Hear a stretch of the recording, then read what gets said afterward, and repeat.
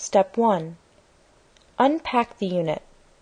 Identify and verify that all parts are present. Step 2. Remove the Allen head cap screw from the base of the unit with the provided Allen wrench. Step 3. Remove the Allen head screw cap from the mast of the unit with the provided Allen wrench. Step 4. Install the mast into the base with the boom towards the front of the base. Step 5. Install and tighten the 2 Allen cap screws with the provided Allen wrench. The longer cap screw goes on top and the shorter cap screw goes on the bottom. Step 6. Remove the Allen cap screw from the upper and lower push handle posts with the Allen wrench provided. Step 7. Slide one of the push handles over the upper and lower parts. Make sure the holes line up. Step 8.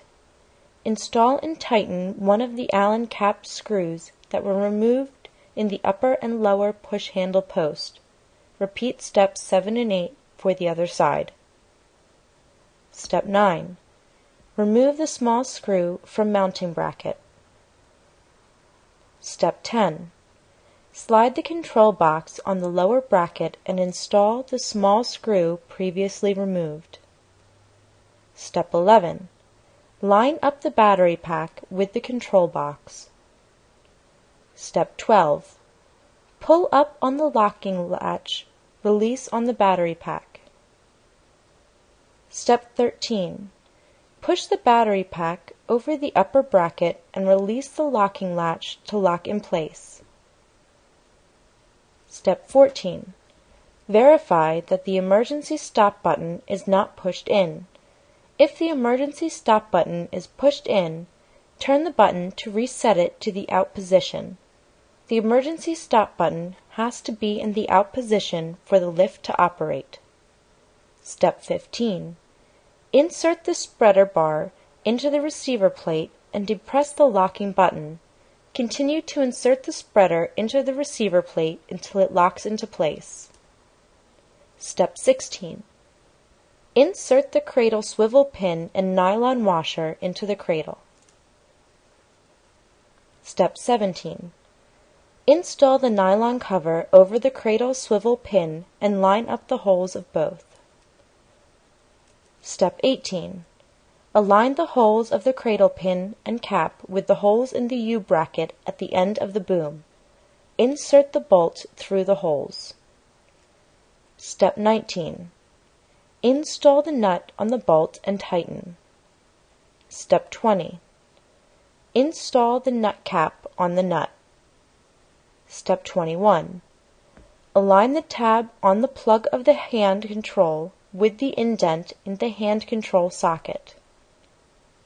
Step 22. The plug must be pushed in flush with the controller. If there is any difficulty when inserting the plug, a very small amount of petroleum jelly on the rubber O-ring is required. Step 23. Put the connector for the motor actuator cable into small round socket on the controller. Step 24. The plug must be pushed in flush with the controller. If there is any difficulty when inserting the plug, a very small amount of petroleum jelly on the rubber O-ring is required. Step 25. The lift is now fully assembled. Step 26. Charge the unit by plugging the charge cord into the controller and a wall socket. The amount of charge on the battery is indicated by the bar gauge on the front of the unit.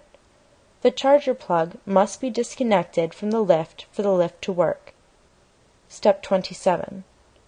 To spread or close the legs of the lift, 1. Pull back on the spreader bar, and 2. Shift to the opposite side.